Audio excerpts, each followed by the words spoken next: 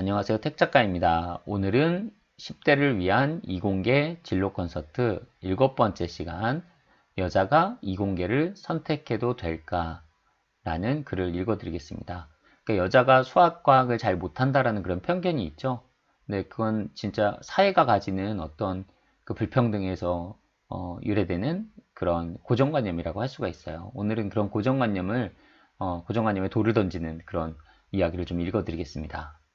뉴턴, 아인슈타인, 다윈, 보일, 샤를, 맥스웰, 패러데이, 보어, 슈레딩거, 파인만. 우리가 알고 있는 대부분의 과학자는 거의 다 남자죠. 이 남자들이 사실 이 권력을 쥐고 있는 거죠. 과학계도. 한 영국 출신 노벨상 수상자는 여성 과학자에 대해 비하 발언을 한 것이 문제가 되어 대학 교수직에서 물러났습니다. 남성 중심의 과학계가 그동안 여성에게 관대하지 않았다는 점은 사실입니다. 노벨 과학상 수상자 중에 여성은 매우 소수이며 그마저도 대중에게 잘 알려져 있는 과학자는 퀴리 부인 한 명뿐이죠. 여러분은 퀴리 부인을 빼고 떠오르는 여성 과학자가 있나요? 전 세계 과학자 중 여성이 차지하는 비율은 27%밖에 되지 않는다고 하더군요. 우리나라는 더욱 정도가 심해서 여성 과학자 비율이 17%밖에 되지 않는다고 합니다. 여성 과학자가 적다는 건 여자가 남자보다 과학을 못한다는 의미로 받아들여야 할까요? 당연히 아니겠죠. 우리는 성별에 따른 고정관념을 자주 접하곤 합니다. 남자가 여자보다 수리 능력이 좋다는 말이 대표적인 경우이죠. 남자가 여자보다 수학을 잘한다 이런 말 우리가 많이 하잖아요. 근데 이게 잘못된 말이라는 점을 말씀드리는 거예요. 물론 우리나라 현실에서 이 말은 일부분 타당해 보입니다. 남자 고등학생의 경우 문과보다 이과를 선택하는 학생이 많으며 여자 고등학생의 경우 반대로 문과가 많기 때문이죠. 하지만 최근 발표된 연구에 따르면 남녀 평등이 강한, 그러니까 양성평등이라고 하죠. 요새는 양성평등이 강한 나라일수록 여성의 수학 성적이 높다고 합니다. 또한 이공계 분야 여성의 사회 진출이 활발한 나라일수록 여성의 수학 성적이 더 높다고 합니다. 다시 생각해보면 남성이 여성보다 수리 능력이 더 좋다고 하는 생각은 우리 사회가 가진 성불평등에서 시작된 고정관념이라고 할 수 있습니다.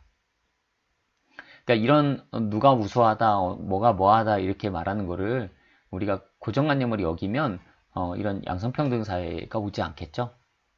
만약 처음부터 여성이 평등한 조건에서 사회 진출을 할 수 있었다면 과학계의 성불평등은 처음부터 문제가 되지 않았을 겁니다. 우리는 어릴 적부터 자기도 모르는 사이에 부모에게 성 역할을 강요받아 왔습니다. 남자라면 남자답게, 여자라면 여자답게라는 말을 들어본 적이 있으시죠? 이런 말로 성별에 따라 가져야 할 고정관념을 자기도 모르는 사이에 학습했다고 할 수 있습니다. 특히 우리가 자주 사용하는 여자답게라는 말에는 가부장적이고 남성 중심적인 사회에서 순종의 의미를 담고 있습니다. 이런 성불평등은 여성으로 하여금 과학계로 진출하는 유리천장을 만들었을 가능성이 높습니다. 남성 중심의 과학계는 뛰어난 여성의 도전을 인정하려 들지 않았고 여성의 도전은 유리천장에 부딪혀 좌절하기 쉬웠습니다. 과거 퀴리 부인은 노벨 물리학상을 수상했음에도 여자라는 이유로 프랑스 과학 아카데미 회원이 될 수 없었고 대학 교수직도 쉽게 얻지 못했습니다. 또한 DNA 이중 나선 구조를 밝히는 데 크게 기여한 로잘린드 프랭클린도 여자라는 이유로 왓슨과 크릭에게 심한 무시를 당해야 했죠. 이런 사실은 그동안 여성의 과학계 진출을 방해하는 가장 큰 요인이 됐습니다. 하지만 지금은 세상이 많이 달라졌습니다. 우리나라의 김빛내리 교수 같은 여성 과학자가 최근에 노벨 과학상 후보로 거론되고 있으며 수많은 여성 과학자들이 다양한 분야에서 두각을 나타내고 있습니다.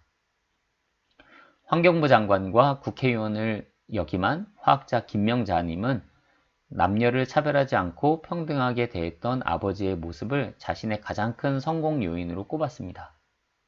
딸이라고 차별하지 않고 늘 함께 독서를 하고 조언을 아끼지 않았던 그녀의 아버지는 김명자 의원이 화학자가 되는데 큰 용기를 주었습니다.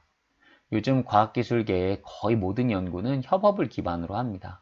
뉴턴과 같은 천재가 요즘 세상에 존재한다 하더라도 지금은 다른 사람의 도움 없이는 결코 연구를 할 수가 없습니다. 협업과 융합의 시대이기 때문이죠. 다양한 분야의 사람들이 모여 서로의 생각을 공유하고 창의성을 발휘하는 분위기는 과학계의 가장 큰 변화라고 할 수 있습니다. 이런 환경에서 여성의 역할은 매우 중요해지고 있습니다. 여성은 높은 감수성과 섬세함으로 남성이 발견하지 못하는 것을 발견해내는 경우가 많습니다. 협력의 시대에서는 같음보다는 다름이 중요하고 통일성보다는 다양성이 중시되기 때문에 여성의 이공계 진출은 더욱 활발해지고 있죠. 다시 화학자이자 환경부 장관이었던 김명자님은 이렇게 말했습니다. 경험에 비추어 한마디 하자면 우리 교육 체계에서 일찌감치 문과, 이과를 나누는 것은 바람직하지 않고 일반 교육 행정에서 과학 분야가 본령이 되어야 한다고 생각한다. 최근 문과와 이과의 구분을 없애고 통합하는 움직임이 일고 있습니다. 학문이란 보는 관점에 따라 다양하게 해석할 수도 있고 본래 과학기술은 철학과 인문학을 빼놓고 논할 수 없는 것입니다. 그런데도 우리는 그동안 너무 이분법으로 나누려고 했죠. 다가오는 융합의 시대에는 다양성을 지닌 과학자가 더욱 주목받을 것입니다. 지금이야말로 여성이 그들만의 특성을 살려 과학기술계에 진출할 때입니다. 여러분, 여자 이공계, 여자의 어떤 차별과 편견을 뛰어넘어 여성이라도 이공계를 갈 수 있다라는 자신감을 좀 불어넣는 그런 글이었는데요. 어떻게 잘 들으셨나요? 다음 시간에는 8번째 지속 가능한 발전을 위해라는 글을 읽어드리겠습니다.